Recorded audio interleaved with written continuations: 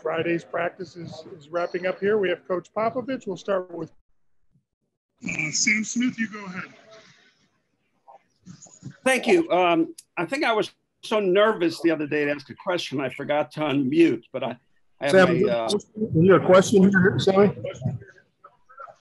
Yeah, I have a question. Can you hear me now? Can we get to it, Sammy?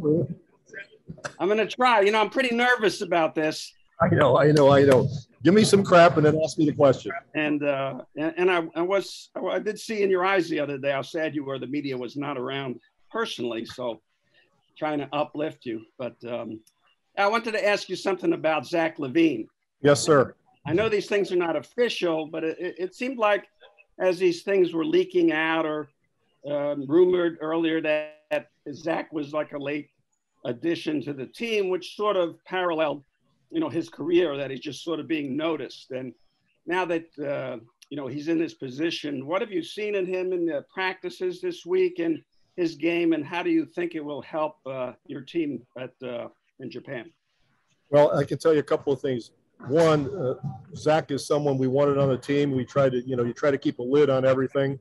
I don't think anybody was thinking about Jeremy Grant out there in the public. You know, they're always thinking of the names that we hear all the time, but we're trying to put a team together, and that takes a lot of different elements. And we're looking to have as many tools as we can, depending on what we run into. So everybody fits a role in some way. With Zach, he is somebody who really wanted to do this, number one. His physical skills are abundant and obvious. His length, his athleticism, I think will translate very well. He wants to play defense to the nth degree. He knows that that's what we want from him. We also want energy, and obviously his scoring ability is always available. But I think through this camp, what he's going to do is become a little bit more solid playing with all these guys. Decision-making wise, I'm talking about, you know, being able to play with these guys. But his energy level is high. His commitment is fantastic. And he's willing to do anything we ask him to do. And, you know, he's stated that. He's somebody that I think is very different from most other players that we have on the team. So those are the, you know, skills and things we're looking for from him. Thank you, as always, for your grace and aplomb. You take care. I love you. Next up, we'll go with Tim Reynolds, and then we'll go to Amari. Thanks, Gregg. Hi, Pop. Howdy, howdy. Howdy. Will you have to promote some guys to have some extra bodies tomorrow night? And what are you sort of looking to get out of tomorrow from your first real time out? Well, yeah, we will have to have a few bodies, you know, for the group that's here. But as you might imagine, you know, it's the beginning, and we don't want to skip any steps. We want to make sure that we have a defensive emphasis, that everybody understands how we want to play defense. We want to emphasize ball movement and player movement. You know, without the defensive 3 seconds, you know, a lot of the teams pack it in, and you got to move them. And that's not going to happen if you have ball stoppers or if you don't change sides of the court, bodies don't move. So we've been working on that a lot. So we want to see, you know, how we're moving together on offense and on defense, if everybody's pulling their load, being accountable to each other. So, you know, other than that, it's obeying the basketball gods, really, you know, making sure these guys who are all very good players know that they're playing with other very good players. And so, in a sense, we all become a role player, if that makes any sense. You know, I'm attacking for a teammate. I'm not going to be isolated as much as normal. I'm not going to get as many shots as normal. That type of thing. Thank you, Pop. Go ahead, Amari, and next up is David Chinalalo. Hi, Coach. I hope you can hear me. This is Amaury Padrillo, French newspaper, L'Equipe. You said 3 days ago that you wanted your team to first get a good sense of how strong the competition is going to be in Tokyo. Could you maybe elaborate regarding the French team? What impressed you the most 2 years ago in China? Do you think they may be even better this year? And is the fact that you're going to be playing them first a good thing? Yeah, I think the French team has been very good for a long time. They've played together for a long time. They've added players, and every year all these teams, including France, has 1 or 2 more NBA players, which means they have more talent every year. So the gap is smaller and smaller every year as far as talent is concerned. So it's about execution. The coaching staff I'm very familiar with. They got they're great people, and they do a fine job. Everybody is hungry. Everybody wants to win. So having respect for the opponents, I think, is step number 1, more so than anything else. Rebounding, shooting, playing defense. If you don't respect these teams, you're in big trouble because of the coaching, the talent, the execution. And it'll be difficult for us to execute as well as a lot of these teams do, given the fact that they played together for so many years. So we realize that means we have to really prepare well with the time that we have. Thank you. David, go ahead, and then we'll go to Akiko Yamaki. Hi, Coach. This is Davide Chinellato. I'm with La Gazzetta dello Sport in Italy. Hi. Great to see you. What are your expectations from the Olympics? Not just the basketball tournament, but the Olympics themselves. Well, I'm not sure what you mean by expectations, but in what area? I mean, you said other than basketball. Do you mean going to dinner or seeing? Yeah, I know there will be some restrictions, but the Olympics are for many people like a dream come true. I know this year it's going to be a lot different with all the restrictions in place. Right. But I'm curious what the Olympics mean for you in general, and what do you think you will be able to leave from that? Well, I think everybody's ultimate goal in going to the Olympics is to win. To win the high jump or win the gold medal in basketball or win the pole vault, whatever it might be. That's number 1. But it's also an honor to be there, and represents a lot of work that all these athletes and coaches did over many years. So it's like the pinnacle, of competition in that sense, where you pit your skills against the world. It's a time of camaraderie, of honoring each other, and one of those events in life that is very rare, very, very rare. So it's to be honored, it's to be cherished. And if on top of that you have time to enjoy the country to some degree, that makes it even better. It seems that might be a little bit difficult this year, but we'll wait and see what the situation is when we get there. Nico, you're up next, and then we'll go to Fago Franklin. Yes, I'm sorry. Yeah, I work for Japanese newspaper, Kyodo News, and it might be a little bit similar question, but I'd like to ask you, the Olympic will be held without spectators. So what are your thoughts about it? And the players disappointed about it? If I understood you correctly, I'll try to answer. Whatever the situation is, we have to deal with it just like everybody else. Life is never perfect or the way you might want it at a specific time in your life. Everybody gets, curveballs and hurdles and that sort of thing put in front of them.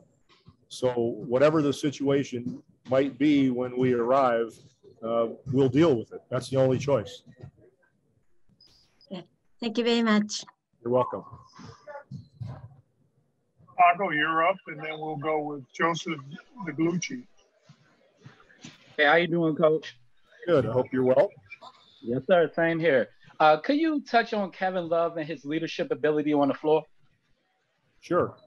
You know, Kevin's been here before, so he's one of the veterans on the group. And he can reinforce a lot of things that we're trying to talk about as far as respect for the opponents and how tough a lot of these games have been. You know, people have the impression that, you know, America has just, you know, destroyed people in these games. And we all know that that's not true. They've been very competitive games very often. So people like he and Kevin Durant are able to describe that to people and make sure that they're aware.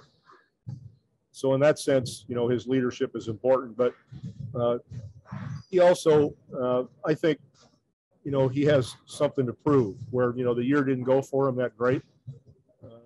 And I think at this point, he's thrilled to be part of this and hoping that he can, you know, get back to his form and his rhythm. So he's working hard to do that. And so far, I'm very pleased with what he's done. Thank you, Coach. You're welcome. Coach, thank you so much for joining us. I wanted to ask you about the roles about Kevin Durant, Draymond Green, and Kevin Love specifically. Obviously, they're the 3 former Olympians on this team. Can you kind of talk about what impact they'll have on the 9 other players who will be making their Olympic debut? Well, you know, I think that overall,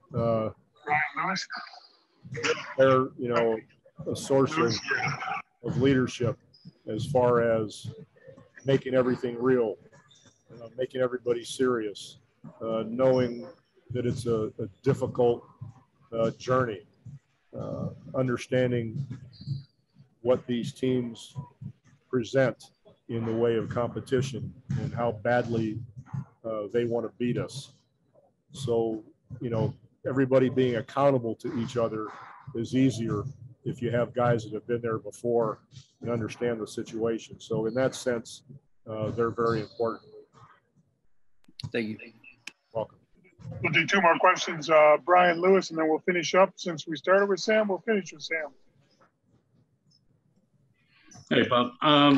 You touched on Kevin Durant's leadership. I'm curious, I mean, at this point in his career where he's accomplished everything, what do you think motivates him to, you know, commit to Tokyo? I mean, do you think, you know, obviously being whatever, having a chance to go maybe 1 gold medal ahead of Kobe or to chase Carmelo's scoring record, I mean, do you think he thinks actively about those things, or is it just, I love to hoop and I like to be out there?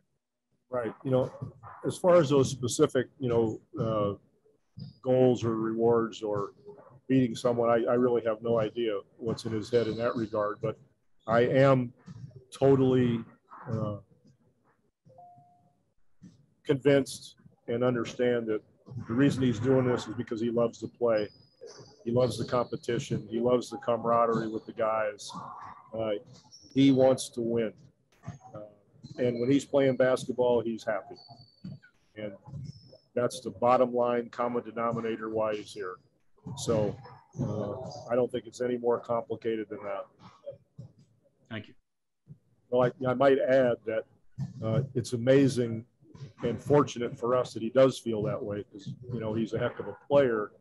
But to make that sacrifice again, the way he's done in the past, I think is pretty laudable. And he deserves a lot of credit for that, as do, you know, the other guys who in a tough year have stepped up to represent their country.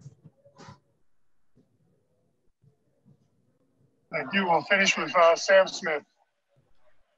I want to apologize for taking you away from early study of your wine list, but I did have one quick question. I got it right over here, Sam. I got it over here. I heard the man who cheated you out of a spot on the 72 team spoke to your team yesterday. Yes, it still hurts, and I'm still aggrieved, deeply aggrieved by this slight. And nobody was going there, really. I wanted to ask, what was that guy?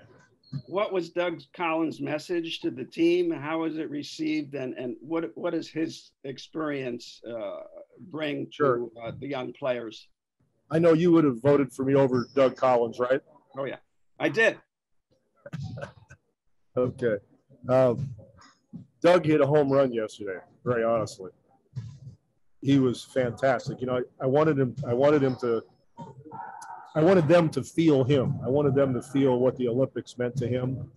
And to this day, what happened in '72 hurts him, as you well know, I'm sure.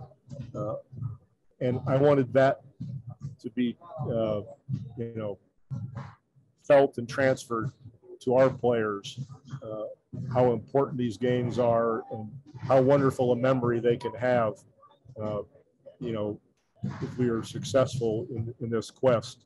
So he did that. But he was also, you know, emotional about what the game has meant to him.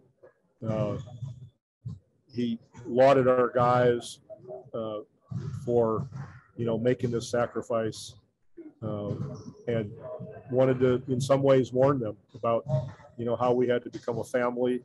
You know, as I've said before, basically fall in love with each other, and be responsible to and for each other, accountable, and play with that in our minds. And he got all that across. And he was especially effusive about Kevin Durant, because even though I've already said this afternoon about his love of the game and the sacrifice he's making, you know, he's also been injured, you know, quite a bit in the last couple of years, has gone through a tough time, and he's still here. And Doug really made sure that that was appreciated by everyone in the basketball world. So he was great, Sam.